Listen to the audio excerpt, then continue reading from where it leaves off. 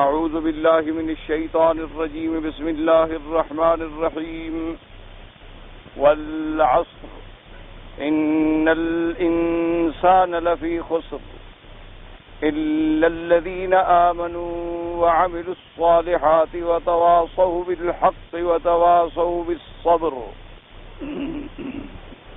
سورۃ العصر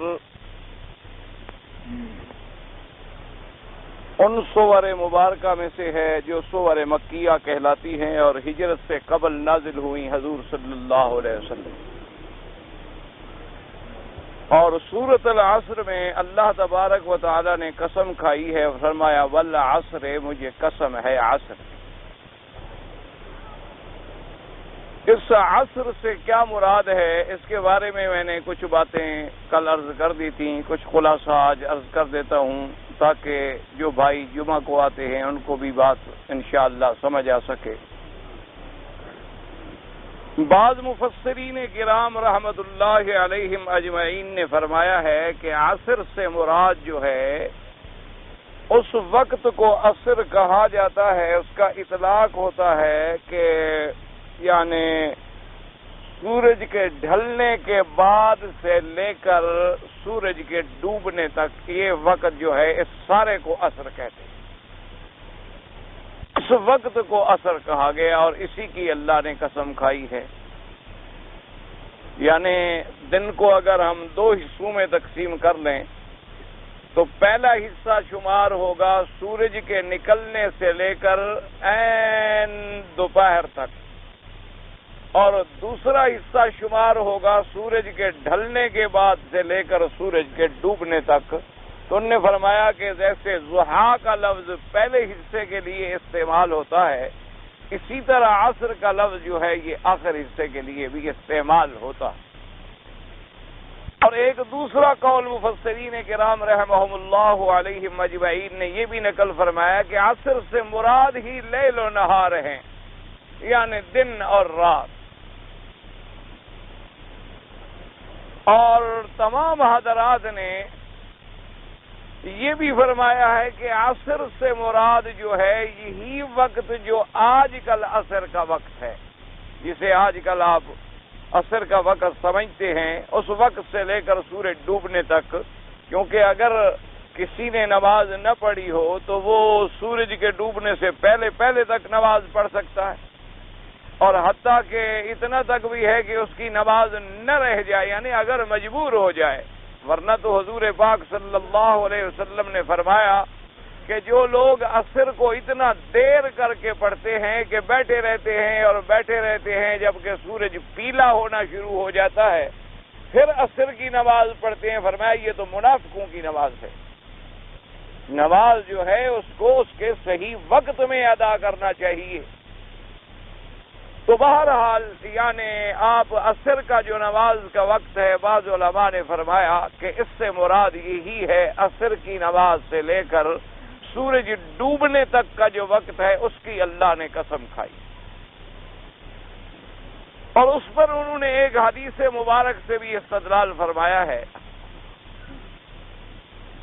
ایک صحیح حدیث مبارک میں آتا ہے کہ میرے آقا نے سرکار مدینہ صلی اللہ علیہ وآلہ آلہ وصحابہ وسلم تسلیما کثیرا کثیرا نے فرمایا، آپ نے مثال دی، آپ نے فرمایا کہ مثال سے سمجھو کہ ایک آدمی نے ایک انسان کو مزدوری پہ لگایا کہ ابھی میں تمہیں صبح سے لے کر ظہر تک کام کرو تو 1 قیراط دوں گا، یا یوں سمجھ لیں مثلا 1 ریال دوں گا۔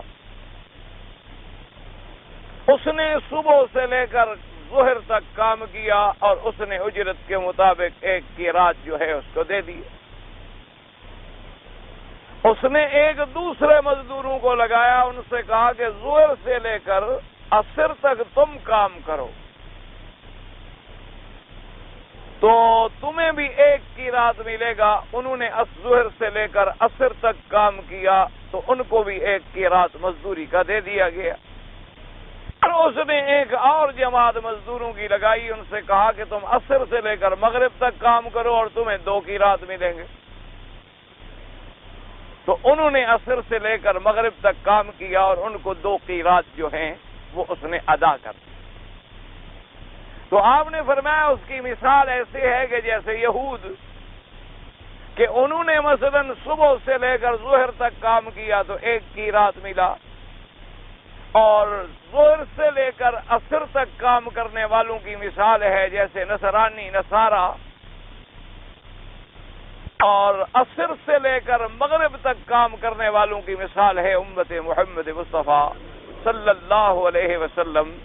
یعنی مسئلہ یہ سمجھ آیا کہ بھئی انہوں نے مراد یہودیوں سے وہ یہودی ہیں جو صحیح معنوں میں موسیٰ علیہ السلام پر ایمان رکھتے تھے، ایمان وہ بھی لے آئے، انہوں نے بھی شریعت موسیٰ علیہ السلام پہ عمل کیا، ایک مزدوری ملی ان کو 1 قیرات اور وقت زیادہ، صبح سے لے کر ظہر تک کام کیا، یعنی ان پر مشقت زیادت، ان پر محنت زیادت، ان کی شریعت کے احکامات جو تھے بڑے سخت تھے۔ اور اس کے بعد پھر اللہ نے تخفیف فرمائی تو نصارہ جو دین عیسیٰ علیہ السلام پہ صحیح معنوں میں قائم تھے ان کو مزدوری تو 1 قیرات ملی، لیکن وقت پہلے کی بنسبت کم ہو گیا۔ پہلوں کا وقت جو تھا آپ دیکھیں نا، صبح کی نماز سے لے کر آپ ظہر تک دیکھیں کتنے گھنٹے بنتے ہیں، اور ظہر سے لے کر عصر تک دیکھیں تو کتنے گھنٹے بنتے ہیں، کام کم ہو گیا، لیکن مزدوری ان کو بھی 1 قیرات ملی برابر۔ اور اللہ تبارک و تعالی نے امت محمد الرسول اللہ صلی اللہ علیہ وسلم پر فضل فرمایا کہ وقت بھی سب سے تھوڑا، کام بھی سب سے تھوڑا، کہ عصر سے لے کر مغرب تک، چونکہ عام طور پہ عصر سے مغرب تک بڑا تھوڑا وقت ہوتا ہے، تو کام انہوں نے تھوڑا کیا لیکن مزدوری ملی ان کو 2 قیرات۔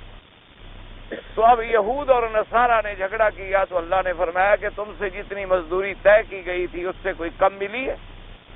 تم سے ہم نے 1 قیرات پہ حکم دیا تھا تو تم نے کام کیا، تمہیں 1 کو نکالا بھی، اب مزدوری تو ہمیں جو طے تھی وہ تو مل گئی۔ فرمایا بس لم ينقص من اجورکم شیئا، ہم نے تمہارے اجر میں سے کوئی گھٹایا تو نہیں نا، جو فرمایا تھا وہ دے دیا۔ نصارہ نے جب مطالبہ کیا اللہ نے فرمایا ہم نے تمہارے اجر میں سے کچھ گھٹایا ہے، تمہیں 1 قیرات کہا تھا تمہیں 1 قیرات دے دیا، باقی اگر میں نے امت محمد مصطفیٰ صلی اللہ علیہ وسلم کو کام تھوڑا کہ عامل قلیلا و اجر کثیرا، کہ کام تھوڑا کہ اجر زیادہ لے گئی، یہ میرا فضل ہے، ذالک فضلی اوتی ہے من اشاء، میرا فضل و احسان ہے، میں جس کو چاہوں زیادہ دے دوں۔ تو تمہیں تو اعتراض کرنے کا حق نہیں ہے، تمہیں تو اعتراض کرنے کا حق تب ہوتا جب تمہارے اجر میں سے کچھ نقص آتا، تمہیں تمہارا اجر پورا ملا، لیکن اسلام کے ماننے والوں کو ہم نے زیادہ اجر عطا فرمایا تو یہ ہمارا فضل اور احسان اور کرم ہے۔ تو اس لیے انہوں نے فرمایا کہ اس امت کی مثال خود حضور نے اس وقت سے دی ہے، حضور صلی اللہ علیہ وسلم نے خود حدیث مبارک میں یہ مثال دی ہے کہ میری امت نے عصر سے لے کر مغرب تک کام کیا لیکن اجر ان کو جو ہے وہ دوگنا مل گیا، اس لیے فرمایا کہ والا عصر سے مراد جو ہے وہ اس وقت کی قسم۔ اور بعض علماء کرام نے فرمایا کہ والا عصر جو ہے اس سے مراد ہی صلاۃ العصر ہے، یعنی نماز عصر۔ عصر کی نماز چونکہ بڑی اہم نمازوں میں ہے کہ اللہ پاک نے جہاں حکم دیا ہے کہ حافظوا علی الصلوات والصلاۃ الوسطی، فرمایا محافظت کرو، نگرانی کرو، حفاظت کرو نمازوں کی، کہ ان کو اپنے اپنے ٹھیک وقت پہ ادا کرو۔ والصلاۃ الوسطی، اور خاص طور پہ صلاۃ وسطی کی۔ تو اب اس میں راجح اقوال مبارک یہی ہے کہ صلاۃ الوسطی سے کیا مراد ہے؟ عصر کی نماز۔ اس کی تاکید اور توقید اس لیے آئی کہ آدمی اس وقت میں 2 قسم کے لوگ ہوتے ہیں، بعض لوگ تو کھانا لیٹ کھائیں گے اور سو جائیں گے اور عصر کے وقت میں سوئے رہے، اور بعض لوگ سو تو نہیں گئے، جاگ رہے ہیں، لیکن وہ یہ سمجھتے ہیں کہ اب دن ختم ہونے والا ہے، وقت تھوڑا رہ گیا ہے تو میں یہ کام بھی کر لوں، میں یہ کام بھی کر لوں، میں یہ کام بھی کر لوں، اور نماز چھوڑ دیتا۔ اس لیے اللہ تبارک و تعالی نے اس نماز کی بڑی سخت تاکید فرمائی۔ اور جیسے کہ علماء نے لکھا ہے کہ ہماری بدقسمتی یہ ہے کہ ہمارے لوگوں نے اگر کبھی مثلا کسی کام میں بھی مشغول ہو جائیں اور نماز پڑھنے والے بھی ہوں، یعنی نمازی ہے ایک بندہ، باقاعدہ نماز پڑھتا ہے، باقاعدہ فرائض ادا کرتا ہے، باقاعدہ واجبات اور باقاعدہ سنن ادا کرتا ہے، لیکن اگر اس سے کبھی کوئی کام ہو گیا، کبھی کوئی مہمان آ گئے، رات کو دیر ہو گئی یا دن میں کوئی مہمان آ گئے، تو علماء نے لکھا ہے کہ کتنی افسوس کی بات ہے، وہ کہتے ہیں بھی آج ذرا مہمان آ گئے، دیر ہو گئی، تو چلو آج 8 رکعت تہجد کے بجائے 2 رکعت پڑھ لو۔ یعنی وہ نقصان جو کرتا ہے پھر عبادت ہی سے کرتا ہے، اپنے کسی اور وقت سے نہیں کرتا۔ یعنی اگر اسے دن میں کوئی کام زیادہ ہو گیا تو وہ کہتا ہے ٹھیک ہے یار، آج 4 سنتیں نہ پڑھو، 2 سنتیں والی حدیث بھی تو موجود ہے نا۔ آج اگر ظہر سے پہلے ہم نے 2 سنتیں پڑھ لی تو حدیث مبارک میں 2 سنتیں بھی موجود ہیں اور 4 سنتیں بھی موجود ہیں۔ لہذا آج میرے دوست آ گئے تھے اور کام ادھر ہو گیا، یا میں باتوں میں بیٹھ گیا، وقت تھوڑا رہ گیا، چلو چھوڑو یار، 4 نہیں پڑھتے، آج 2 ہی پڑھ لو۔ یعنی نقصان بھی کرے گا تو پھر عبادت میں کرے گا، اپنے کسی دوسرے کام میں نہیں کرے گا کہ چلو بھی اگر میرا یہ وقت ادھر لگ گیا ہے، اللہ کی عبادت تو میں پوری کروں، اپنا میں اور کوئی کام چھوڑ دوں گا، میں اور کسی کام میں تھوڑا وقت لگا لوں گا، لیکن عبادت میں کیوں کمی کروں؟ تو اس لیے علماء نے فرمایا کہ اللہ نے اس وقت یعنی نماز عصر کے وقت کی قسم کھائی ہے، کیونکہ یہ وقت اتنا اہم ہے۔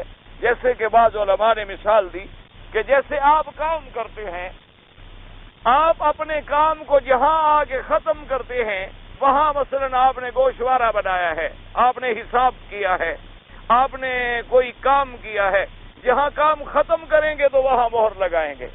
اگر کام ختم کرنے پر سارا دن آپ کام کرتے رہیں لیکن آخری میزان اور ٹوٹل نہ کریں اور اس کا آخری حساب کر کے بند کر کے دستخط نہ کریں تو سارے دن کی محنت تو ضائع چلی گئی۔ صبح کو جب مالک آئے گا تو وہ پکڑے گا، وہ کہے گا عجیب بات ہے، تم نے کیا کیا؟ کل کہاں حساب تم نے بند کیا؟ کہاں تم نے دستخط کیے؟ تو عصر کی نماز بھی گویا یہ ہے کہ سارے اعمال دن کے جو ہیں وہ ختم ہو رہے ہوتے ہیں اور گویا ان اعمال پہ ایک مہر لگ رہی ہوتی ہے۔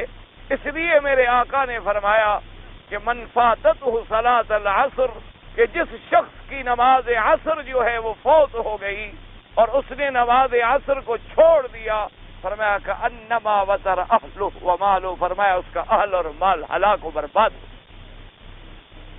یعنی اس کو صرف یہ خسارہ نہیں ہوا کہ مالی خسارہ ہو، فرمایا نا اہل بھی برباد ہو گیا اور مال بھی برباد ہو گیا۔ یعنی آپ اندازہ کریں، یہ نہیں فرمایا وہ خود برباد ہو گیا، ایک آدمی خود برباد ہو جاتا ہے، لیکن ایک آدمی کا اہل بھی برباد ہو جائے اور مال بھی برباد ہو جائے، جب دونوں بربادیاں ہو جائیں تو اس کے لیے کتنی بڑی نقصان اور کتنی بڑی تباہی ہے، پھر اس کی کیا حیثیت ہو۔ اور دوسری یہ بات دیکھیں کہ مثلا ایک آدمی نے اتفاق سے ایک دیا سلائی جلائی، ماچس جلائی، اس سے آگ لگی، وہ خود جل گیا۔ ایک آدمی یہ ہے کہ اس نے دیا سلائی پھینکی اور پورا گھر جل گیا، مال بھی جل گیا، اولاد بھی جل گئی، اہل بھی جل گیا۔ تو لوگ کہتے ہیں کہ جی یہ تو بالکل برباد ہو گیا، اس کا تو کوئی نہیں بچا، اہل بھی گیا اور مال بھی گیا۔ تو حضور نے فرمایا کہ جس شخص کی صلاۃ العصر جو ہے اگر اس نے فوت کر دی ہے اور اس نے نماز عصر کی محافظت نہیں کی ہے اور نماز عصر اس کی ضائع ہو گئی ہے، تو گویا اس کا اہل اور مال سب ہلاک و برباد ہو۔ اور اسی طرح ایک حدیث مبارک میں یہ بھی آتا ہے، آپ نے فرمایا کہ اگر کسی سے قسم لینی ہو تو آپ نے فرمایا کہ عصر کے بعد قسم لیں، کیونکہ جو شخص عصر کی نماز کے بعد جھوٹی قسم کھاتا ہے تو اللہ اسے برباد کر دے۔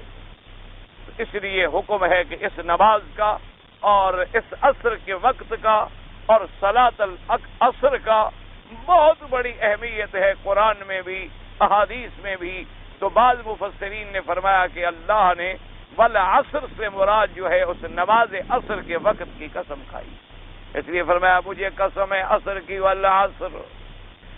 اچھا، اور ایک قول مبارک یہ ہے کہ والعصر سے مراد ہے اللہ نے قسم کھائی ہے زمانے کی، عصر مانا زمانہ یعنی دہر، ایک زمانہ، اللہ نے فرمایا مجھے قسم ہے زمانے کی۔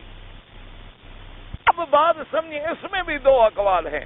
بعد نے تو فرمایا کہ والعصر سے مراد مطلق زمانہ ہے، دہر، پورا زمانہ، اور بعد نے فرمایا کہ والعصر سے مراد ہے عصر محمد صلی اللہ علیہ وسلم، یعنی حضور کا زمانہ، یعنی جس زمانے میں اللہ نے ہمارے پاک نبی خاتم الانبیاء حبیب کبریا صلی اللہ علیہ وآلہ آلہ و اصحابہ وسلم تسلیما کثیرا کثیرا کو بھیجا، تو بعض علماء نے فرمایا کہ اللہ نے فرمایا کہ مجھے اس زمانے کی قسم ہے، یعنی تیرے زمانے کی قسم ہے جس زمانے میں نے تجھے خاتم الانبیاء بنا کے بھیجا۔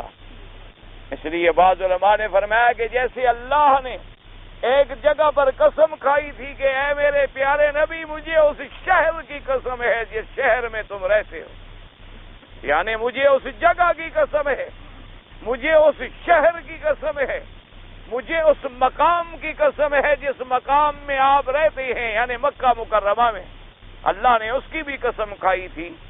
اور ایک قرآن مبارک کی آیت میں آیا کہ اللہ نے اپنے پیارے نبی کی عمر کی بھی قسم کھائی ہے، فرمایا میرا مدنی مجھے تیری زندگی کی قسم ہے، مجھے تیری عمر کی قسم ہے۔ یہ کافر جو ہیں یہ خواب غفلت میں اور گمراہیوں کے نشے میں پڑے ہوئے ہیں، ان کو اسی حال میں چھوڑ دو، ان کو اللہ کا عذاب آئے گا۔ تو اس لیے بعض علماء نے فرمایا کہ اس ترتیب سے اگر دیکھا جائے تو اللہ پاک نے فرمایا کہ اے نبی مجھے آپ کے زمانے کی قسم ہے، مجھے آپ کی زندگی کی قسم ہے، مجھے آپ کے مکان کی قسم ہے، جس مکان میں جس شہر میں آپ پیدا ہوئے اور آپ رہتے ہیں اور آپ اترے۔ اور راجی اقوال اور اول الاقوال یہ ہے کہ عصر سے مراد زمانہ ہے مطلقاً، یعنی اللہ نے زمانے کی قسم کھائی۔ اس کی وجہ یہ لکھی ہے علماء کرام نے کہ بعض لوگ جو ہیں نعوذ باللہ ثم نعوذ باللہ اللہ معاف کرے کہ وہ دہر کو اور زمانے کو گالیاں دیتی ہیں، جی میرے لیے تو بڑا برا زمانہ آ گیا، جیسے ہمارے ہاں آج کل بڑا عام رواج ہے نا، ہم کہتے ہیں جی بڑا برا وقت آ گیا، جی بڑا برا زمانہ آ گیا، جی بڑا برا دور آ گیا جی۔ اللہ نے فرمایا تم زمانے کو برا کہہ رہے ہو اور میں زمانے کی قسم کھا رہا ہوں، تم زمانے کو کیسے برا کہتے ہو؟ وقت تو وقت ہوتا ہے، اس میں اگر تم برائی کر رہے ہو تو تم برے ہو، وقت کیا برا ہے؟ ایک وقت ہے، مثلا اب ایک وقت ہے، ابھی مغرب سے لے کر عشاء کا وقت ہے، تو اس میں بعض لوگ تمہارے جیسے خوش نصیب بھی ہیں جو اللہ کا قرآن سن رہے ہیں اور خدا کے کعبے میں کھڑے ہیں، اور بعض اسی وقت میں شراب کے نشے میں پڑے ہیں، اور بعض اسی وقت میں گناہوں میں پڑے ہوئے ہیں، بعض اسی وقت میں اللہ معاف کرے وہ چوری کے اور ڈاکے کے منصوبے بنا رہے ہیں۔ تو اب وہ کرنے والا برا ہوتا ہے نہ کہ وہ وقت برا ہوتا۔ اصل بات تو اس آدمی کی ہوتی ہے جو اس میں کام سر انجام دے رہا ہے۔ تو اس لیے اللہ نے فرمایا کہ تم نوائب کو دہر کے ساتھ منسوب کرتے ہو، حالانکہ مصیبتیں اللہ کی طرف سے ہوتی ہیں۔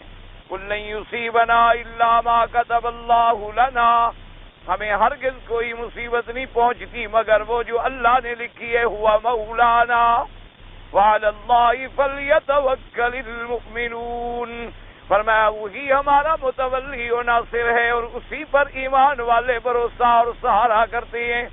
جیسے فرمایا اللہ نے کہ کوئی مصیبت نہیں پائی، یمسسک اللہ بضر فلا کاشف له الا هو، اگر ہم کسی کو کسی تکلیف اور مصیبت میں ڈالیں تو کوئی اس مصیبت کو ٹالنے والا نہیں مگر اللہ، اور اگر ہم کسی کو بھلائی پہنچائیں تو کوئی اس بھلائی کو روکنے والا نہیں مگر اللہ۔ اس لیے علماء نے فرمایا کہ اللہ تبارک و تعالی نے یہاں مطلقاً زمانے کی قسم کھائی ہے، فرمایا میرے مدنی مجھے قسم ہے زمانے، مجھے قسم ہے زمانے کی، والعصر ان الانسان لفی خسر، اور علماء نے فرمایا یاد رکھو جب قسم کھائی جاتی ہے، یعنی جب کسی چیز کی قسم ہو نا جی، تو لازمی بات ہے کہ آگے جواب قسم ہوگا، لازمی بات ہے کہ مقسم علیہ ہوگا، ورنہ قسم کا کیا فائدہ؟ آپ جب قسم کھائیں گے تو کسی چیز کے لیے قسم کھائیں گے نا، تو اس کے لیے مقسم علیہ ہونا تو ضروری ہے، جواب قسم ضروری ہے۔ تو فرمایا کہ اور یہ بھی قاعدہ ہوتا ہے، ہمیشہ یاد رکھو کہ قسم کو مقسم علیہ سے کوئی نہ کوئی مناسبت ہونی چاہیے، یعنی اس کا آپس میں کوئی جوڑ بھی ہونا چاہیے۔ تو علماء نے لکھا کہ ان الانسان لفی خسر، اب قسم کو مقسم علیہ سے کیا جوڑ ہے؟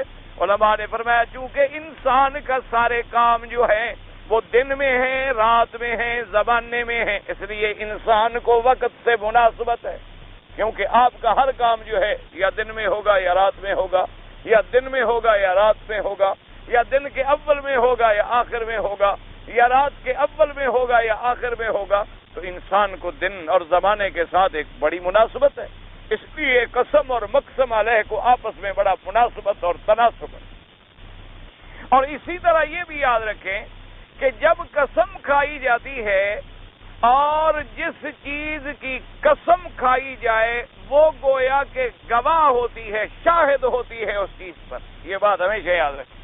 یعنی جس چیز کی آپ کہتے ہیں نا مجھے اللہ کی قسم ہے، تو معنی یہ ہوتا ہے کہ میں جو بات کہہ رہا ہوں اس پر میرا اللہ گواہ ہے، اللہ جانتا ہے کہ میں سچا ہوں، میں جھوٹ نہیں بول رہا۔ تو اس لیے قاعدہ ہوتا ہے کہ جس چیز کی بھی آپ قسم کھاتے ہیں تو گویا کہ وہ قسم جو ہے اس چیز کی، وہ چیز اس پہ شاہد ہوتی ہے، اس چیز کی گویا گواہ ہوتی ہے، یوں سمجھے۔ تو جب اللہ نے یہاں قسم کھائی والعصر کی تو علماء نے فرمایا کہ بالکل زمانہ انسان کے احوال پہ گواہ نہیں ہے، کہ انسان دیکھیں حضرت آدم علیہ السلام سے لے کر حضرت محمد الرسول اللہ صلی اللہ علیہ وسلم علیہم الصلوات والتسلیم، اللہ تمام انبیاء پہ اپنے کروڑوں صلاۃ و سلام بھیجے، جتنا زمانہ گزرا ہے تو آپ دیکھتے نہیں زمانہ گواہ نہیں ہے کہ جن جن لوگوں نے انبیاء کی مخالفت کی اللہ نے ان کو برباد کر دیا۔ قوم نوح پہ نظر ڈالیں، قوم عاد پہ نظر ڈالیں، قوم سمود پہ نظر ڈالیں، قوم لوط پہ نظر ڈالیں، قوم شعیب پہ نظر ڈالیں، قوم موسیٰ پہ نظر ڈالیں، قوم عیسیٰ پہ نظر ڈالیں علیہم الصلوات والتسلیم۔ تو یہ سارے واقعات اور یہ سارے احوال اور یہ سارے حوادثات اور یہ سارے مصائبات جو ہیں وہ گواہ ہیں اس بات پر۔ تو لہذا عصر جو ہے وہ گواہ بھی ہے، اور عصر جو ہے اس کو انسان کے ساتھ ایک بہت بڑی مناسبت بھی ہے۔ اور اسی طرح یاد رکھیں ایک حدیث مبارک میں آتا ہے، میرے آقا نے فرمایا کہ خبردار لا تسبوا الدہر، اللہ فرماتی ہے کہ میرے بندوں کبھی زمانے کو گالی نہ دیا کرو۔ فرمایا کیوں؟ فرمایا پھر زمانہ تو میں ہوں، میری ہی تو ذات ہے، یقلب اللیل والنہار، جو دن لاتا ہے اور کبھی رات لاتا ہے اور کبھی دن لاتا ہے، تو یہ لانے والا کون ہے؟ اللہ۔ تو جب آپ زمانے کو گالی دے رہے ہیں تو زمانے کے لانے والا جب خدا ہے تو نعوذ باللہ آپ خدا کو گالی دے رہے ہیں۔ اس لیے فرمایا کہ خبردار لا تسبوا الدہر، کہ اے لوگوں کبھی زمانے کو گالی نہ دیا کرو۔ یہ نہ کہا کرو کہ زمانہ خراب آ گیا، زمانہ جی برا آ گیا ہے جی، اور جی پہلے زمانے بہت اچھے تھے اب تو زمانہ ہی خراب ہو گیا ہے۔ اصل میں یہ کہا کریں کہ نہیں، وقت تو اللہ کا پیدا کرتا ہے، اس میں ہم خراب ہو گئے۔ اور اسی سے یہ بھی ثابت ہو گیا، جیسے کہ میرے آقا نے فرمایا کہ کبھی زمانے سے اور وقت سے بلا وجہ کوئی شؤم اور نحوست نہ پکڑا کرو۔ جیسے بعض لوگ نعوذ باللہ کہتے ہیں سفر میں شادی نہ کرو، یہ جو مہینہ ابھی گزرا ہے نا جی سفر کا، کہتے ہیں سفر میں کبھی شادی نہ کریں، ورنہ کہتے ہیں وہ عورت جو ہے کبھی اپنے گھر میں آباد نہیں ہوگی جس کی سفر میں شادی ہو۔ یعنی آپ الحمدللہ ثم الحمدللہ، اللہ کا کروڑ کروڑ شکر ہے کہ مکے میں رہتے ہیں، اور یہاں مدارس میں اور یونیورسٹیوں میں اور کالجز میں تمام جو ویکنڈ چھٹیاں ہوتی ہیں وہ تقریباً محرم اور سفر میں ہوتی ہیں۔ اور ان 2 مہینوں میں آپ پورے مکے کے شادی گھروں سے جا کر ٹیلی فون سے رابطہ قائم کریں، ان کے پاس نہ دن میں جگہ ہے نہ رات میں جگہ ہے، دن میں بھی شادیاں ہیں اور رات میں بھی شادیاں ہیں۔ تو کیا نعوذ باللہ ان سب کے گھر اجڑ گئے ہیں، ان سب کے گھر برباد ہو گئے ہیں، اور ان کے گھروں کے اندر اللہ معاف کرے شادیاں کامیاب نہیں ہوتی۔ اس لیے اور جیسے بعض لوگوں کا نعوذ باللہ یہ بھی عقیدہ ہوتا ہے کہ شوال میں شادی نہ کرو، وہ کہتے ہیں جی شوال کے اندر بھی شادی کرنا جو ہے وہ کبھی کامیاب نہیں رہتا۔ اسی لیے سیدہ عائشہ رضی اللہ تعالی عنہا فرمایا کرتی تھی کہ لوگ کتنے بڑے جاہل ہیں، فرماتی تھی کہ اندازہ کرو حضور کی 9 بیویاں تھیں اور 11 نکاح تھے، یعنی میرے آقا نے نکاح تو 11 فرمائے ہیں، لیکن آپ کی بیویاں جو آپ کے گھر میں آئیں وہ 9 بیویاں تھیں۔ تو بی بی عائشہ صدیقہ رضی اللہ تعالی عنہا بنت صدیق فرماتی تھی کہ لوگوں کو دیکھو، کہتے ہیں جس کی شادی شوال میں ہو وہ بڑی ناکام ہوتی ہے اور میاں بیوی میں کبھی بن نہیں آتی۔ فرماتی تھی آپ اندازہ کریں مجھ سے زیادہ بھی کوئی حضور کو محبوب ہے اور میری شادی شوال میں ہوئی ہے۔ بی بی صاحبہ فرماتی تھی کہ تمام بیویوں سے سب سے زیادہ محبوب بیوی جو تھی حضور کو بی بی عائشہ تھی، سب سے زیادہ پیار جو تھا بی بی عائشہ کے ساتھ تھا۔ اس لیے حضور پاک بیماری کے دنوں میں بھی جب آپ پر شدید بیماری کا حملہ تھا تو آپ روزانہ پوچھا کرتے تھے کہ متی یوم عائشہ، عائشہ کا دن کب آئے گا، کیونکہ حضور عدل فرماتے تھے، ہر بیوی کے پاس اپنے اپنے وقت کے مطابق جاتے تھے۔ تو تمام بیویوں نے میٹنگ کر لی، انہوں نے کہا حضور کی بیماری کا زمانہ ہے اور حضور کی دل کی تمنا ہے کہ بی بی عائشہ کا نوبہ اور دن جلدی آئے، اس لیے ہم اتفاق کر کے اپنے سارے دن چھوڑ دیں تاکہ حضور بی بی عائشہ کے گھر چلے جائیں۔ وہ بیویاں بھی تو حضور محمد مصطفیٰ کی بیویاں تھیں، نہیں ہمارے دور کی بیویاں تو نہیں تھی جو زنا پہ راضی ہیں اور نکاح پہ لڑتی ہیں، وہ تو حضور پاک محمد مصطفیٰ کی بیویاں تھیں، نہیں وہ عدل و انصاف کی حامی تھیں، ان کے سامنے حضور کی خوشی جو ہے سب سے بڑی خوشی تھی۔ اصل تو یہ ہوتا ہے نا جی کہ محبوب کی خوشی جو ہوتی ہے انسان اسی میں خوش ہوتا ہے، کہ حضور کی خوشی اگر عائشہ کے گھر میں ہے ہم راضی ہیں، حضور کی خوشی اگر ایک بی بی کے گھر میں ہے ہم سب راضی ہیں۔ اس لیے جب بی بی سودا رضی اللہ تعالی عنہا بہت بوڑھی ہو گئیں اور میرے آقا نے ارادہ فرما لیا تھا طلاق دینے کا، تو بی بی صاحبہ نے کہا حضور آپ مجھے کیوں طلاق دیتے ہیں، میں بوڑھی ہو گئی، اب میری کوئی خواہش نہیں رہی، میرے جذبات نہیں رہے، میں اپنا دن بی بی عائشہ کو وقف کر دیتی ہوں، لیکن مجھے خدا کے لیے اپنے نکاح میں تو رہنے دو، میرے لیے یہی عزت کافی ہے کہ میں بیوی ہوں محمد مصطفیٰ کا، اور اسی نسبت سے مجھے قیامت میں آپ کے گھر میں اور آپ کے محلوں میں رہنے کا موقع ملے گا، مجھے اس سے تو محروم نہ فرمائیں۔ حضور صلی اللہ علیہ وسلم نے ارادہ بدل لیا۔ تو اس لیے بی بی عائشہ فرماتی تھی کہ کتنے ظالم لوگ ہیں جو شوال کو منحوس کہتے ہیں اور میری شادی شوال میں ہوئی۔ اسی طریقے سے بعض لوگ جیسے منگل اور بدھ کے دن کو بڑا منحوس سمجھتے ہیں، نعوذ باللہ، کہ منگل اور بدھ کو سفر نہ کرنا، ورنہ جی بس پاؤں میں چکر ہی رہے گا، ساری زندگی سفر ہی کرتے رہو گے، تمہارا سفر کبھی ختم ہی نہیں ہوگا، چونکہ یہ دن بڑے منحوس ہیں۔ اور دلیل یہ لاتے ہیں اس سے، اللہ معاف فرمائے، اللہ تبارک و تعالی معاف فرمائے، کیونکہ آج کل مشکل یہ ہے کہ ہر آدمی داڑھی رکھنے کے بعد مولوی ہو جاتا ہے اور ایک دو کتابیں پڑھ لے تو پھر وہ مفتی بن جاتا۔ اللہ تبارک و تعالی رحمت فرمائے۔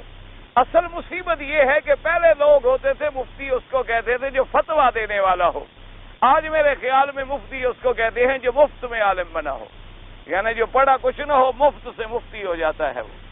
اس لیے وہ استدلال یہ کرتے ہیں کہ جی قوم عاد پر جب اللہ نے عذاب نازل کیا تھا تو منگل اور بدھ کا دن تھا، قوم لوط پر جب اللہ نے عذاب نازل کیا تھا تو وہ منگل اور بدھ کا دن تھا، اور اللہ نے قرآن میں فرمایا ہے کہ فی ایام نحسات مستمر، کہ یہ ایام جو ہیں بڑے نحس ہیں اور بڑے منحوس ہیں۔ تو اس لیے ہم کہتے ہیں کہ یہ منگل اور بدھ کا دن جو ہے منحوس ہے، قرآن پاک میں لکھا ہوا ہے کہ یہ دن منحوس تھے، اور یہی وہ دن تھے جو عذاب کے دن تھے، لیکن اللہ ہمیں اور انہیں ہدایت عطا فرمائے۔ یہ نہ سمجھا اللہ نے فرمایا ان قوموں کے لیے منحوس تھے، تو آپ اندازہ کریں جو دن تیرے دشمن کے لیے منحوس ہو تیرے لیے خوشی کا دن ہوگا یا تیرے لیے بھی وہ منحوس ہوگا؟ یعنی اگر ایک دن میں تیرا دشمن مر جائے تو تم اس دن خوش ہوتے ہو یا تم بھی غم کرتے ہو؟ اگر منحوس اس کے لیے ثابت ہوا تو تیرے لیے تو مبارک ثابت ہوا۔ تمہاری کوئی قوم عاد سے برادری ہے کہ جو ان کے لیے منحوس ہے وہ تیرے لیے بھی منحوس ہے۔ ان کے لیے اگر وہ دن عذاب کا تھا تو مومنوں کے لیے تو نجات کا دن تھا، مومنوں کے لیے تو وہ راحت اور کامیابی کا دن تھا۔ اس لیے اللہ نے فرمایا کہ میرے بندے کبھی زمانے کو گالی نہ دیا کرو، اللہ نے فرمایا کبھی ہوا کو گالی نہ دیا کرو، ہوا کے بنانے والا کون ہے اور چلانے والا کون ہے، اور فرمایا کبھی دن اور رات کو گالی نہ دیا کرو، دن اور رات کے بنانے والا میں ہوں ان کے چلانے والا میں ہوں۔ اور اسی طرح فرمایا کہ تم جس زمانے کو گالیاں دیتے ہو اور کہتے ہو زمانے نے ہم پہ مصیبتیں ڈال دی، یعنی مصیبت کی نسبت تم زمانے کی طرف کرتے ہو، اور حالانکہ مصیبت ڈالنے والا کون ہوتا ہے؟ اللہ ہوتا ہے۔ فرمایا میں اس زمانے کی قسم کھاتا ہوں۔ اس لیے علماء نے فرمایا کہ یہاں والعصر جو ہے اس سے مراد جو ہے وہ مطلق زمانہ ہے، اور اللہ تبارک و تعالی نے مطلقاً زمانے کی قسم کھائی ہے۔ اچھا، اگر اس کو دیکھا جائے اور غور کریں آپ اس قول میں، تدبر کریں، تھوڑا قرآن میں ڈوب جائیں، ذرا آپ قرآن کی طرف غور کریں پورا، تو جب ہم العصر سے مراد سارا زمانہ لے لیں تو سارے قول جمع ہو گئے، کیونکہ جب ہم سارا زمانہ لے لیں گے مطلقاً زمانہ تو حضور کا زمانہ بھی اسی میں آ گیا، اور جب ہم لے لیں گے مطلقاً زمانہ تو عصر کا وقت بھی اسی میں آ گیا، نماز عصر کا وقت بھی اسی میں آ گیا۔ جب ہم نے لے ہی زمانہ لیا ہے تو یہ قول ایسا جامع بن جاتا ہے، ایسا معنی بن جاتا ہے کہ سارے اقوال اسی میں جمع ہو جاتے ہیں۔ اور یہ قول آپ پہلے پڑھ چکے ہیں کہ اللہ تبارک و تعالی جس چیز کی قسم کھائیں ان سے کوئی پوچھنے والا نہیں، کیونکہ وہ خالق ہیں۔ البتہ اگر مخلوق قسم کھائے تو ما سوا اللہ کے کسی چیز کی قسم کھانا جو ہے وہ کفر اور شرک کے برابر ہے۔ حتیٰ کہ بعض علماء نے تو قرآن کی ان آیات میں بھی تعویل کی ہے، انہوں نے فرمایا والعصر ورب العصر، مجھے زمان کی قسم ہے۔ انہوں نے کہا یہاں بھی بلد کی قسم نہیں، لیکن قول راجح یہی ہے، یاد رکھو کہ بندہ جب کسی غیر کی قسم کھائے تو شرک کا خدشہ ہوتا ہے، لیکن اللہ جب قسم کھائے تو وہاں کیا شرک کا خدشہ ہے؟ وہاں کوئی شرک کا شائبہ نہیں ہوتا۔ لہذا خالق چاہے تو نجم کی قسم کھائے، خالق چاہے تو تین اور زیتون اور طور سینین اور ھذا البلد الامین کی قسم کھائے، اور خالق چاہے تو زمانے کی قسم کھائے۔ اب جناب قسم کھانے کے بعد فرمایا مقسم علیہ، کیا فرمایا والعصر، مجھے قسم ہے زمانے کی، ان الانسان لفی خسر، تحقیق انسان جو ہے وہ گھاٹے میں ہے، تروٹے میں ہے، نقصان میں ہے۔ اور اسی لیے سمجھے ان الانسان، انسان سے کیا مراد ہے؟ یعنی جن سے انسان، سارے انسان حضرت آدم سے لے کر یہاں تک اور قیامت تک، یا مراد خاص انسان ہے؟ کیونکہ الف لام جو ہے نا، یاد رکھیں کبھی الف لام کا استعمال جنس کے لیے ہوتا ہے، اور کبھی الف لام کا استعمال استغراق کے لیے ہوتا ہے، کبھی الف لام کا استعمال جو ہے المعہود السابق یعنی عہد ذہنی کے لیے ہوتا ہے، اور کبھی الف لام کا استعمال جو ہے وہ عہد خارجی کے لیے ہوتا ہے۔ تو اس الانسان سے مراد کیا جن سے انسان ہے یا خاص انسان ہے؟ اس میں دو قول ہیں۔ بعض مفسرین نے فرمایا کہ اس سے مراد خاص انسان ہے یعنی کافر، کہ اللہ نے فرمایا مجھے قسم ہے زمانے کی، تحقیق انسان یعنی کافر انسان، تحقیق جو کافر انسان ہے وہ گھاٹے میں ہے، تروٹے میں ہے، نقصان میں ہے۔ انہوں نے فرمایا اس سے مراد کافر ہے۔ حتیٰ کہ بعض روایات میں یہ بھی آیا کہ اس سے مراد جو ہے ابھی جہل ہے۔ بعض علماء نے یہ بھی لکھا ہے اس سے مراد جو ہے ابھی لہو ہے، اور بعض نے لکھا ہے ولید بن المغیرہ، اور بعض لوگوں نے امیہ بن خلف، اور جو مشرکین مکہ اور سنادیدہ کفارہ قریش جو گزرے ہیں، بڑے بڑے ستون کفر کے مکے میں، انہوں نے فرمایا اس سے مراد وہ لوگ ہیں۔ لیکن اکثر علماء اس طرف گئے ہیں کہ نہیں، مراد جو ہے ان الانسان لفی خسر، انہوں نے کہا مراد جن سے انسان۔ اب یہاں ایک سوال پیدا ہوتا ہے، یاد رکھیں، غور کریں گے قرآن میں تو اللہ کا قرآن انشاءاللہ سمجھ آئے گا۔ بعض علماء نے یہاں ایک سوال پیدا کیا ہے، انہوں نے فرمایا کہ ایک صورت میں تو اللہ نے قسم کھا کے یہ فرمایا والتین والزیتون وطور سینین وهذا البلد الامین لقد خلقنا الانسان فی احسن تقویم، وہاں اللہ نے فرمایا تحقیق ہمیں قسم ہے ان چیزوں کی، ہم نے البتہ بہترین حالت پہ انسان کو پیدا کیا۔ انہوں نے فرمایا وہاں اللہ فرماتے ہیں کہ بہترین حالت، احسن تقویم، اور یہاں آ گیا کہ انسان گھاٹے میں ہے اور خسارے میں ہے اور تروٹے میں ہے۔ تو ان دو آیات کو جو ہے ہم جمع کیسے کریں گے؟ یعنی ایک آیت میں تو اللہ انسان کی تعریف فرما رہے ہیں نا کہ ہم نے انسان کو احسن تقویم پہ پیدا کیا، اور ایک جگہ اللہ فرماتے ہیں کہ انسان گھاٹے میں ہے اور تروٹے میں ہے اور خسارے میں۔ تو علماء نے فرمایا کہ کوئی تعارض نہیں اللہ کے قرآن میں، وہاں مراد ہے بدن انسان، یعنی انسان کا جسد، انسان کی صورت اور حیت، کہ اللہ نے انسان کو کیسے ماشاءاللہ بہترین صورت عطا فرمائی ہے۔ ورنہ اور بھی تو دنیا میں جانور ہیں، لیکن سب سے اعتدال والی جو شکل ہے وہ اللہ نے انسان کو عطا فرمائی۔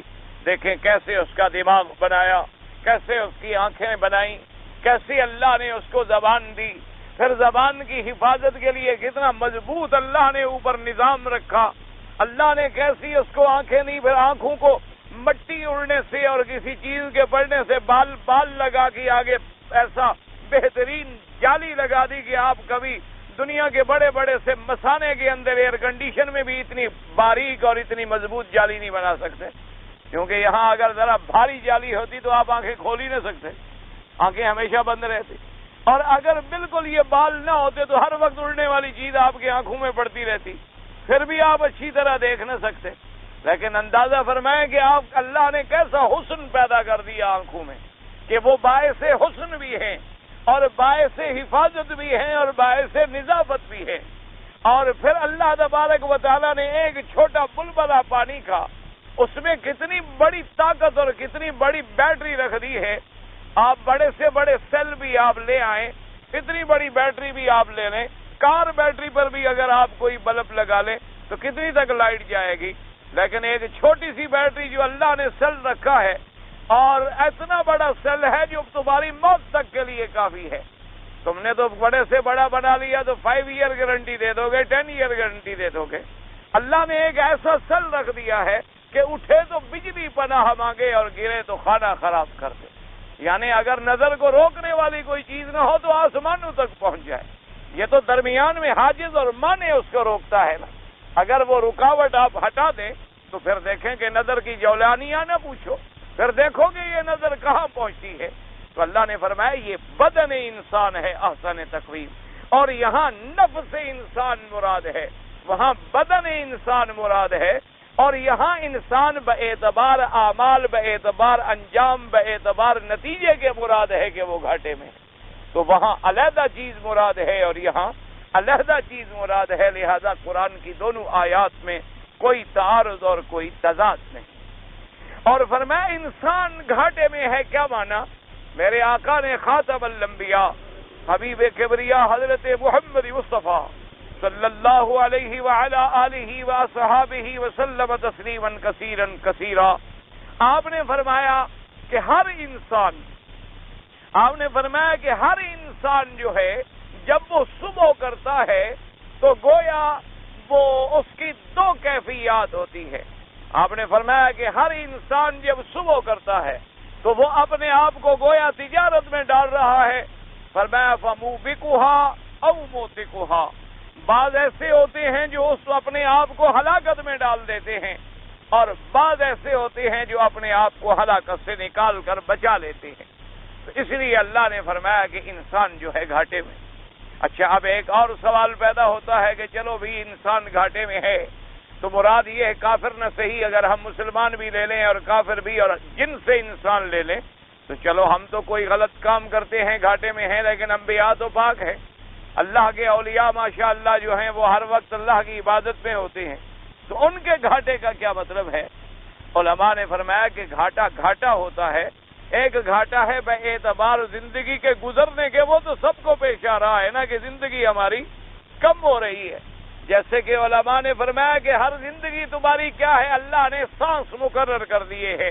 مثلا اللہ نے لکھ لیا ہے کہ اس بندے نے 1,00,000 سانس لینا ہے دنیا میں، تو اب جتنی سانس لے رہے ہیں اس سے کم ہو رہا ہے کہ بڑھ رہا ہے؟ جب کم ہو رہا ہے تو لازمی بات ہے کہ گھاٹے میں ہی جا رہا ہے نا۔ ایک چیز جب کم ہو رہی ہو تو گھاٹا ہوتا ہے، بڑھ رہی ہو تو نفع ہوتا ہے۔ تو انہوں نے فرمایا کہ جہاں تک زندگی کے کم ہونے کا تعلق ہے وہ تو سب کی کم ہو رہی ہے۔ اور بعض علماء نے فرمایا کہ یوں سمجھیں، گھاٹے کا معنی یہ ہے کہ اللہ الذی خلقکم من ضعف اللہ نے تمہیں کمزوری سے پیدا کیا، ایک حقیر پانی سے تم، فرمایا ثم جعل من بعد ضعف قوة، اس کے بعد اللہ نے تمہیں طاقت بخشی، قوت بخشی، شباب بخشا، جمال بخشا، ثم جعل من بعد قوة ضعفا وشيبا، پھر اللہ نے اس قوت و شباب کے بعد پھر تمہیں کمزوری اور بڑھاپا آ گیا، اب آدمی پھر پیچھے ہو رہا ہے۔ اس لیے علماء نے فرمایا کہ جس انداز میں بھی دیکھو انسان جو ہے وہ خسارے، اور بعض علماء نے اس کی اور تعبیر کی ہے، ان نے فرمایا مثلا ایک آدمی اس وقت گناہ کر رہا ہے، اللہ معاف کرے، تو اس کا گھاٹے میں ہونے میں تو کوئی شبہ ہی نہیں نا۔ ایک آدمی اس وقت گناہ میں ہے، شراب میں ہے، نشے میں ہے، زنا میں ہے، فلم دیکھ رہا ہے، اس کے گھاٹے میں تو شبہ ہی نہیں۔ لیکن ایک آدمی جو مثلا نماز پڑھ رہا ہے، وہ بھی سوچتا ہے کہ کاش میں اس سے بھی اور زیادہ بہتر عبادت کر لیتا، اس سے بھی میں اور زیادہ اچھا کام کر لیتا۔ ایک آدمی نے نفل پڑھی ہے، اس نے کہا یار میں نے تو یہ آج کا 2 گھنٹے نفل میں گزار دیے، کیا ہی بہتر ہوتا میرے ذمہ نمازیں قضا تھی میں وہ ادا کر لیتا، کیا ہی بہتر ہوتا کہ میں آج اس نفل کی رکعتوں میں ایک ایک پارہ قرآن کا پڑھ لیتا بجائے ایک چھوٹی چھوٹی سورت پڑھنے کے۔ نفل تو چھوٹی سورت پڑھنے سے بھی ہو گئی، لیکن جو آدمی جتنی زیادہ قرآن پڑھے گا تو اتنی زیادہ اس کا اجر اور ثواب پڑے گا۔ تو انہوں نے فرمایا کہ جو طاعت کر رہا ہے وہ کہتا ہے میں نے کم کیا، مجھے اور زیادہ کرنے کا موقع ملتا، مجھے اور زیادہ بہتر کرنے کا موقع ملتا۔ تو اس اعتبار سے ہر انسان جو ہے وہ گھاٹے میں ہے۔ فرمایا والعصر ان الانسان لفی خسر، اور اس کی مثال علماء نے یہ دی ہے کہ اللہ نے جب زمانے کی قسم کھائی ہے تو یوں سمجھ لیں کہ زمانہ جو ہے گویا وہ ہمارے لیے ایک راس المال ہے، ایک تجارت ہے، ہمارے لیے ایک تجارتی چیز ہے۔ جیسے اللہ نے فرمایا هل ادلکم علی تجارت تنجیکم من عذاب علیم، اللہ نے مومنوں کو فرمایا کہ ہم تمہیں ایک ایسی تجارت کی بات نہ بتائیں جو تمہیں عذاب دردناک سے وہ تجارت بچا لے۔ جیسے فرمایا ان اللہ اشتری من المؤمنین انفسهم واموالهم بان لهم الجنہ، اموالهم بان لهم الجنہ، اللہ نے فرمایا ہم نے مومنوں سے ان کا نفس، ان کا مال جو ہے خرید لیا ہے کہ بھئی آئیں سودا کرو، مال اور نفس جو ہے میرے راستے میں قربان کر دو اور جنت مجھ سے لے لو۔ تو انہوں نے فرمایا کہ مراد یہ ہے کہ انسان کا وقت جو ہے یہ سب سے بڑا سرمایہ ہے، یہ سب سے بڑا راس المال ہے۔ جیسے کہ ایک اللہ کے ولی، اللہ کے اولیاء میں سے ایک ولی گزرے ہیں، اللہ ان کی قبر پہ رحمت فرمائے، اور اللہ اپنے تمام اولیاء کی قبروں پہ رحمت فرمائے اور ان کے قبروں کو باغ جنت بنائے۔ تو وہ ایک دن بازار میں گزرے، انہوں نے دیکھا کہ ایک آدمی کھڑا ہوا برف بیچ رہا ہے، اور برف جب لینے کے لیے کوئی آتا ہے تو توڑ کے جب اس کو دیتا ہے تو بڑا خیال رکھتا ہے کہ زیادہ نہ ٹوٹ جائے اور زیادہ چوٹ نہ لگ جائے، اور اس کو دینے کے فوراً بعد اوپر بوری ڈال رہا ہے اور اس پر بورا ڈال رہا ہے اور چھپاتا ہے، اتنی میں اور لینے آ جاتا ہے، پھر اس کو ہٹاتا ہے، پھر چھپاتا ہے، پھر ہٹاتا ہے، تاکہ اگر میں نے غفلت کی تو برف تو پگھل جائے گی۔ تو وہیں کھڑے کھڑے انہوں نے فرمایا کہ الحمدللہ آج ہمیں سورۃ العصر کی تفسیر سمجھ آ گئی، کہ آج ہم نے اللہ کے قرآن کو سمجھ لیا کہ جیسے اس برف والے کا راس المال جو ہے وہ برف ہے کہ اگر وہ ذرا سی بھی غفلت کرے تو وہ بہہ کے پانی بن جائے گا، اسی طرح اللہ نے انسان کے لیے جو وقت ہے اس کو راس المال بنایا ہے۔ جیسے یہ برف ایک سیال چیز ہے، اسی طرح وقت جو ہے وہ بھی ایک گزرنے والی چیز ہے، وہ کسی کی رعایت نہیں کرے گا۔ وقت تو گزر رہا ہے، مغرب آ گئی، اب عشاء آ جائے گی، پھر رات ہو جائے گی، پھر صبح ہو جائے گی، آپ اچھے کام کریں یا برے کریں، وقت تو چل رہا ہے، وقت نے تو نہیں رکنا ہے۔ تو ہمارا جو سب سے بڑا سرمایہ ہے وہ اتنا بڑا سیال ہے، اتنا بہنے والا ہے کہ وہ ہر وقت لگاتار بہ رہا ہے۔ اگر ہم نے اس کو حفاظت کے ساتھ اور ہم نے محنت کے ساتھ اس کو نہ گزارا تو نتیجہ کیا نکلے گا کہ وہ بہ جائے گا، وقت گزر جائے گا اور ہم حسرت میں رہ جائیں گے۔ اسی لیے علماء نے فرمایا کہ وقت کی قیمت کا اندازہ آپ لگائیں کہ اگر ایک آدمی 70 سال اللہ معاف کرے شرک میں مبتلا رہا، گناہوں میں مبتلا رہا، کفر میں مبتلا رہا، 70 سال کی زندگی اس کی اللہ کی بغاوت میں گزر گئی، لیکن 70 سال کے بعد اللہ نے سبب بنا دیا، ہوش آ گیا اور اس نے توبہ کر لی، کفر سے بھی توبہ کر لی، شرک سے بھی توبہ کر لی، اپنے برے اعمال سے بھی توبہ کر لی، اور ابھی توبہ کر کے کوئی عمل بھی نہیں کیا تھا کہ موت آ گئی، اسی وقت مر گیا، تو کیا وہ جنت میں جائے گا کہ نہیں جائے گا؟ تو فرمایا وقت کی قیمت کا اندازہ لگاؤ کہ ایک گھڑی کو جب تم نے صحیح استعمال کر لیا تو 70 سال کی غفلتوں کو دھو ڈالا اس نے، 70 سال کے گناہوں کو اس نے مٹا ڈالا، 70 سال کے کفر اور شرک کو اس نے مٹا ڈالا ہے۔ تو اسی طرح وقت کی اندازہ لگائیں کہ ایک گھڑی، اسی لیے میرے آقا خاتم الانبیاء حبیب کبریا حضرت محمد الرسول اللہ صلی اللہ علیہ وسلم ایک جنگ میں آپ تشریف فرما ہے، آپ ایک آدمی آیا، اس نے کہا حضور میں چاہتا ہوں، میرا دل چاہتا ہے، میں بہادر آدمی ہوں اور لڑائی ہو رہی ہے، میں آپ کے دشمنوں کے خلاف لڑنا چاہتا ہوں۔ آپ نے فرمایا تم کون ہو؟ اس نے کہا جی ہوں میں کافر ہوں، میں مشرک، لیکن بس میرا دل کرتا ہے میں آپ کی مدد کروں۔ آپ نے فرمایا انی لا استعین من مشرک، فرمایا مجھے کسی مشرک اور کافر کی مدد نہیں چاہیے۔ اس لیے علماء نے فرمایا ہے کہ ہمیشہ یاد رکھو کہ کسی بھی معاملے میں کسی کافر، کسی مشرک، کسی بد عقیدہ کی کبھی مدد نہ لیا کریں، کیونکہ ان کی مدد جو ہے بظاہر کتنی فائدہ پہنچائے لیکن انجام کار نقصان ہی ہوگا۔ گو بعض معاملات میں کفار سے معاہدے بھی جائز ہوتے ہیں، لیکن جیسے حضور پاک نے بھی یہودیوں سے معاہدے کیے، لیکن اصل بات یہ ہے کہ قلبی طور پر آدمی ان سے اعانت کا طلبگار نہ بنے، کیونکہ اللہ تبارک و تعالی نے فرمایا یہ تمہارے دشمن ہیں کھلے ہوئے، تو دشمن چاہے کسی معاہدے کی مجبوری سے تمہارے ساتھ مل جائے لیکن اس کا دل کبھی نہیں جڑ سکتا، اس کا دل کبھی تمہارے ساتھ نہیں مل سکتا، کیونکہ مومن مومن کا دوست ہوتا ہے اور کافر کافر کا دوست ہوتا ہے۔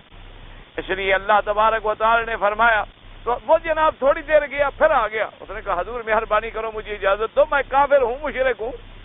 اور نے فرمایا نہیں، اصل وجہ کیا تھی کہ حضور صلی اللہ علیہ وسلم دیکھ رہے تھے کہ اس کے جذبات جو ہیں ہو سکتا ہے کہ وہ اس کو ایمان کی طرف بھی لے آئے۔ اس کو جناب جب تیسری بار آیا اس نے کہا حضور کوئی طریقہ ہے کہ میں آپ کا سپاہی بنوں، آپ کا فوجی بنوں؟ آپ نے کہا بالکل آسان ہے، کلمہ پڑھ لو، مسلمان ہو جاؤ، ہمارے بھائی بن جاؤ۔ تو اس نے کھجوریں کھا رہا تھا، ہاتھ سے پھینکی اور کہنے لگا اشہد ان لا الہ الا اللہ واشہد ان محمد الرسول اللہ۔ اس نے کلمہ پڑھا، حضور اب تو تلوار دے دو۔ حضور نے کہا یہ لو تلوار، تلوار دی اور دشمنوں کی صف چیرتے ہوئے گھس گیا۔ صحابہ کہتے ہیں ایسا جیدار آدمی ہم نے نہیں دیکھا تھا کہ اکیلے آدمی نے آگے کفار کی صفیں الٹ ڈالی اور اندر گھستا گیا حتیٰ کہ تلواریں لگیں اور شہید ہو گیا۔ جب حضور صلی اللہ علیہ وسلم کو خبر دی گئی، آپ کو اطلاع دی گئی، آپ نے فرمایا عمل قلیلا واجر کثیرا، کہ یہ بندہ ایسا ہے کہ اس نے عمل تو بڑا تھوڑا کیا ہے لیکن اجر کتنا لے گیا کہ شہید بن گیا اللہ تبارک و تعالیٰ کے ہاں زندہ، اور اس کے بعد جنت کے اعلیٰ درجات میں پہنچ گیا۔ اس لیے آپ وقت کی اندازہ لگائیں کہ وقت کتنی قیمتی چیز ہے کہ اگر ایک لمحہ آپ نے اس کی حفاظت کر دی تو اس نے آپ کو جنتوں میں پہنچا دی۔ ایسے فرمایا والعصر ان الانسان لفی خسر، اللہ نے فرمایا تحقیق قسم ہے مجھے زمانے کی، اور فرمایا تحقیق انسان جو ہے وہ خسر میں ہے۔ علماء نے فرمایا اب دیکھو تاکید کتنی لگائی گئی اس آیت میں، ان الانسان، ان آیا، پھر الانسان آیا، پھر لام آیا لا، اور پھر لفظ آیا فی کا جو دلالت کرتا ہے ظرفیت پر۔ کیا مانا؟ یعنی گویا انسان کو گھاٹے اور تروٹے نے اپنے اندر چھپا لیا ہے۔ کوئی چیز آپ کے اوپر آ جائے نا جی، جیسے آپ پانی کے اندر چلے جائیں، پانی ہر طرف سے آپ کو گھیر لیتا ہے، تو گویا کے گھاٹے اور تروٹے نے تو انسان کو ہر طرف سے اپنے اندر چھپا لیا ہے۔ فی کا لفظ جو ہے، اور پھر فرمایا لفی خسر، تنوین آ گئی۔ تنوین کا کام بھی کیا ہوتا ہے؟ تحویل اور تحقیر کے لیے۔ تو اس لیے علماء نے فرمایا دیکھو کتنی بڑی توقیدیں اللہ نے جمع کی ہیں ایک چھوٹی سی آیت میں۔ ایک تو فرمانے والا کون ہے؟ میرا اللہ، اور دوسرا اللہ نے بھی فرمایا تو قسم کھا کے فرمایا والعصر، فرمایا مجھے زمانے کی قسم ہے، اور آگے مقسم علیہ کے آئے فرمایا ان الانسان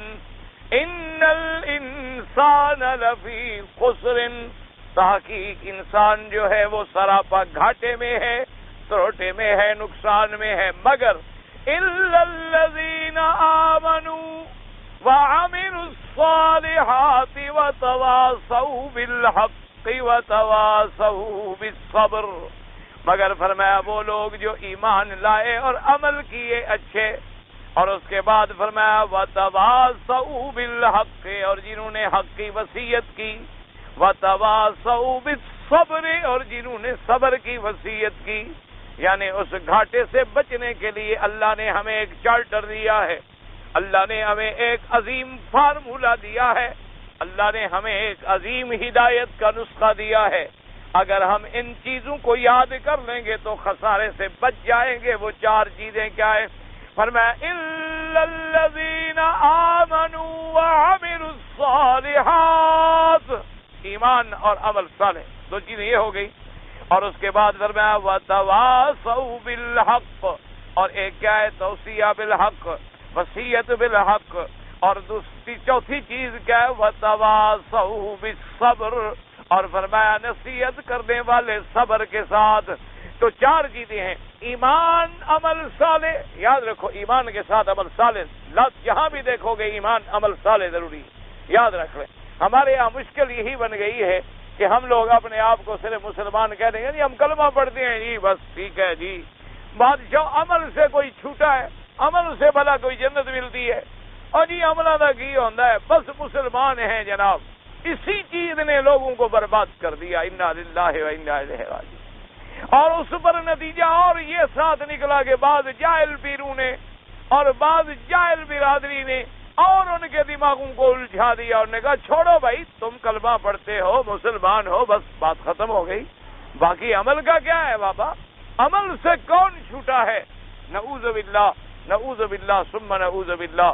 یاد رکھو ایمان کا معنی یہ نہیں ہوتا کہ زبان سے کہہ دو، ایمان کا معنی جو ہے ہمیشہ کے لیے یاد رکھ لیں کہ جو دل میں گھر کر جائے، کھپ جائے دل میں تصدیق نہ ہو، زبان پہ اقرار ہو تو بھی ایمان نہیں ہوتا، وہ منافق ہوتا ہے۔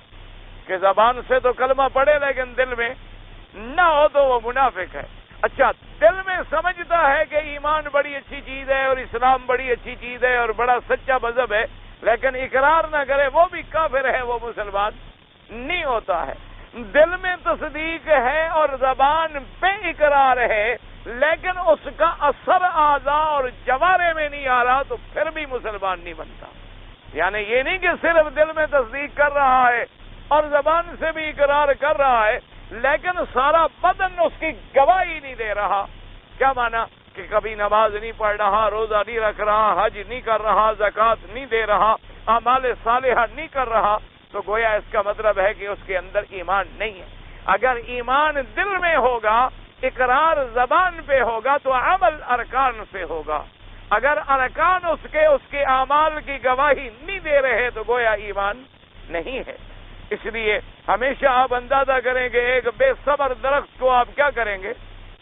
یعنی اندازہ فرمائے، اللہ معاف کرے، یعنی گھر میں اگر ایک آدمی شادی کرے، نوجوان خوبصورت بیوی ہو، لیکن 4 5 10 سال گزر جائے، اولاد نہ ہو، تو گھر والے بھی کہنا شروع کر دیتے ہیں ایسی بیوی کا کیا فائدہ، چھوڑ دو یا اور شادی کرو۔ حالانکہ وہ جانتا ہے کہ بھی عورت کے بس میں ہے کہ بچہ پیدا کر دے، عورت کے ہاتھ میں ہے، بیچاری کیا کر سکتی ہے وہ؟ یعنی اگر اللہ تبارک و تعالیٰ نہ دینا چاہے تو عورت کیا کر سکتی ہے؟ یہ بھی جانتا ہے کہ عورت کا قصور کوئی نہیں ہے، لیکن 2 سال 3 سال 4 سال کے بعد گھر میں باتیں شروع ہو جائیں گی، ماں بھی کہے گی، بہنیں بھی کہیں گی، گھر والے بھی کہیں گے، اور وہ بھی کبھی کبھی غصے میں آ کے کہے گا کیا ہے تمہارے ساتھ شادی کرنے کا، مجھے کیا فائدہ؟ ایک بے صبر عورت کو گھر میں لا کے رکھنے کا کیا فائدہ؟ تو بس ایک لاش میں نے رکھنی تھی گھر میں۔ شادی کا مقصد تو یہی ہوتا ہے کہ آگے توالد ہو، تناسل ہو، اولاد چلے، نسل بڑھے، تاکہ ماں باپ کا نام قیامت تک زندہ رہے۔ لیکن جب مجھ سے تو ایک انسان سے جب تمہیں کوئی حاصل نہ ہو، اور وہ انسان بھی ایسا جو بیوی ہے جس کو تم نے پہلے محبوبہ سمجھا اور لاکھوں خرچ کر کے نکاح کیا، اب اس نے پھل نہیں دیا، تیرے لیے بیکار ہو گئی۔ تم نے درخت لگایا، ماشاءاللہ آم کا درخت ہے، بڑا لہلہا رہا ہے، این سبزہ دار ہے، لیکن آم نہیں لگتے۔ 1 سال اور 2 سال 3 سال کا آپ کہیں چھوڑو جی کاٹ ڈالو، فائدہ کیا ہے اس کا؟ اس نے تو جگہ روکی ہوئی ہے، جب اس پر آم نہیں لگتے ہیں تو ہم نے چھڑے پتے دیکھنے ہیں، ہم اس کی جھاڑیاں دیکھ کے خوش ہوتے رہیں گے۔ آپ گندم کاشت کر لیں لیکن اس میں گندم کا دانہ نہ لگے. کوئی آپ سے کہہ جی آپ کا کھیت تو بہت زیادہ لگا. یار چھوڑو کھیت کو یار, دانہ تو نکلا ہی نہیں, دانہ تو پڑا ہی نہیں اس میں. آپ دیکھیں کہ کپاس کا جھاڑ بہت بڑا ہو لیکن اس کے اوپر کوئی پھل پھول نہ لگے. تو اس لیے تمہارے ایمان کی بھی یہ کیفیت ہے کہ زبان پہ اقرار ہے لیکن پورے بدن گواہی نہیں دے رہا, پورا بدن اس اللہ کی اطاعت میں خرچ نہیں ہو رہا. تمہارے آنکھیں, تمہارے ہاتھ, تمہارے اعضاء, تمہارے ارکان, تمہارے جوارے اس کی تصدیق نہیں کر رہے تو گویا ایمان نہیں. اس لیے آپ دیکھیں پورے قرآن میں الف سے لے کر یہ تک نظر ڈالیں. فرمایا ذالک الکتاب لا ریب فیہ ھدی للمتقین الذین یؤمنون بالغیب. یہ کتاب ہدایت ہے ان کے لیے جو اللہ سے ڈرنے والے ہیں اور ایمان لائے غیب پر. آگے کیا ہے؟ وَيُقِيمُونَ الصَّلَاةَ وَمِمَّا رَزَقْنَاهُمْ يُنْفِقُونَ. اور جو قائم کرنے والے ہیں نمازوں کو اور خرچ کرنے والے ہیں جو ہم نے ان کو رزق دیا, یعنی عبادات مالیہ, عبادات بدنیہ ساری آگے. اسی طرح فرمایا ان الذین آمنوا وعملوا الصالحات کانت لهم جنات الفردوس نزلا. فرمایا جن لوگوں نے ایمان لائے, عمل کیے اچھے, ان کے لیے جنت الفردوس ہے مہمانی کی جگہ. فرمایا قد افلح المؤمنون, تحقیق فلاح پا گئے جو ایمان والے ہیں. کون؟ الذین هم فی صلاتهم خاشعون, وہ جو نمازوں میں اپنے اللہ سے ڈرنے والے ہیں. جہاں ایمان عمل صالح, جہاں ایمان عمل صالح, جہاں ایمان عمل صالح. کہیں بھی آپ مجھے نہیں دکھا سکتے پورے قرآن میں کہ ایمان تو ہو لیکن عمل صالح کا ذکر نہ ہو. اس لیے ہمیشہ یاد رکھیں کہ ایمان کا معنی کیا ہے؟ تصدیق بالقلب و اقرار باللسان و عمل بالارکان. یعنی دل کے اندر تصدیق ہو, زبان پہ اقرار ہو, اور ہمارا ہاتھ پاؤں سب جو ہے اس کی گواہی دینے والا ہو. پھر صحیح معنوں میں جا کے آدمی ایماندار بنتا ہے. تو یہاں ہمیں 4 چیزیں ملی ہیں: ایمان, عمل صالح, تواصی بالحق اور تواصی بالصبر. زندگی تو بات باقی انشاءاللہ ثم انشاءاللہ. کہتا ہے جی میں نے ناک میں مجھے تکلیف تھی, میں نے ناک میں انگلی ڈالی تو خون نکلا, تو میری نماز ہو جائے گی؟ اگر تھوڑا سا تھا تو ہو جائے گی, کوئی بات نہیں. امام ابو حنیفہ رحمۃ اللہ علیہ فرماتے ہیں اگر اتنا خون نکلے کہ اپنی جگہ سے بہ جائے دوسری جگہ, اور یا کسی چیز کو لگے تو جتنا ایک ٹھنی ہوتی ہے اتنی جگہ کو وہ گھیر لے تو پھر تو نماز نہیں ہو. اگر اس سے تھوڑا ہو تو پھر کوئی بات نہیں. اور امام شافعی رحمۃ اللہ علیہ کے نزدیک تو بڑی رعایت ہے ماشاءاللہ, وہ کہتے ہیں چاہے بہ بھی رہا ہو جائے گی.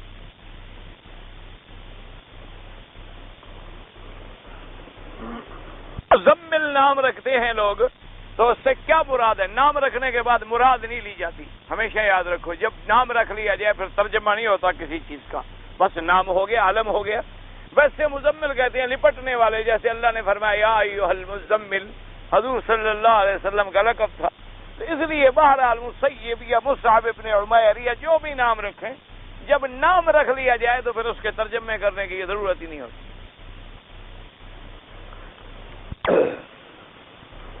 ایک آدمی نے وضو کیا ہوا تھا, بعد میں اس نے ناخن کاٹے تو وضو ٹوٹ جائے گا؟ نہیں ٹوٹے گا. ناخن کاٹنے سے کیوں وضو ٹوٹ جائے گا؟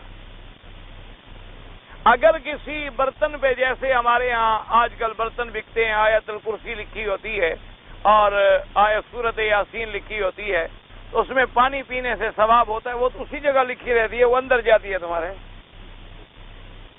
تو یاسین تو پیالے پہ کھڑی ہے, تمہیں تو کیا فائدہ ہوا؟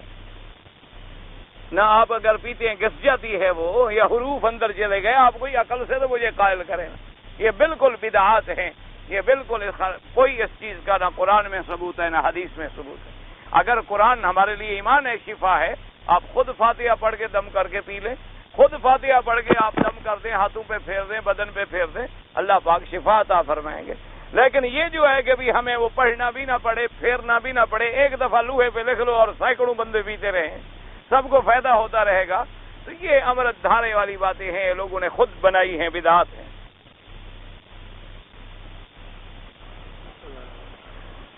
میں حنفی مسلک پر ہوں.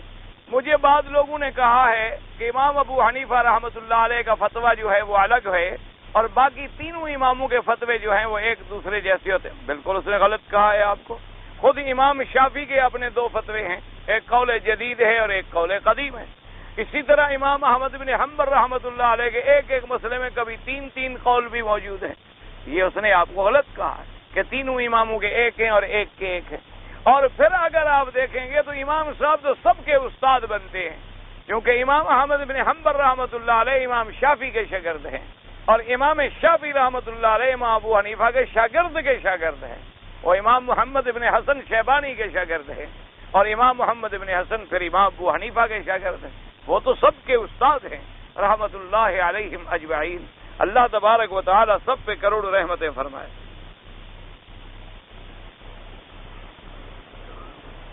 میرا ارادہ ہے کہ ایک مہینہ رمضان کا میں کام نہ کروں اور حرم میں گزاروں، اور اگر مجھے والد اجازت نہ دیں، وہ کہیں کہ نہیں کام کرو، تو والد کا کہنا مانو. والد کی اطاعت بھی ضروری ہے اور کام بھی ضروری ہے. زیادہ صوفی نہ بنو، حدود میں رہو، کام بھی کرتے رہو، رمضان میں روزہ بھی رکھو اور 5 نمازیں بھی پڑھتے رہو. حرم میں بہت کافی ہیں الحمدللہ، ثم الحمدللہ، اتنا کافی ہے. ایسے نہ آگے بڑھو کہ بھی انسان گھر بھی چھوڑ دے اور کام بھی چھوڑ دے اور کمائی بھی چھوڑ دے، اور والدین بیٹھے ہوئے ہیں کہ ہمارا بچہ ملک سے دور ہے، کچھ کما کے بھیجے گا، اور تم یہاں تسبیحوں پہ زور لگانا شروع کر دو. نہیں، کام کرنا بھی عبادت ہے. کام کر کے حلال سے جو روزہ افطار کرو گے وہ تمہاری سینکڑوں عبادتوں سے بڑھ جاتا ہے. اس لیے روزے میں اپنا کام کریں، بالکل کام نہ چھوڑیں، اور فرض نماز بھی نہ چھوڑیں. اگر میں اکیلا نماز پڑھ رہا ہوں تو کوئی آدمی ساتھ نہ ہو تو میں قرآن زور سے پڑھتے، ہاں بالکل پڑھ سکتے. قرآن زور سے وہاں پڑھنا منع ہوتا ہے جہاں دوسرے آدمی کو بلا وجہ عبادت پہ خلل پڑے. اگر آپ اکیلے کھڑے ہیں، آپ زور سے پڑھیں، آپ ایسا پڑھیں، کوئی حرج نہیں. دونوں باتیں جو ہے.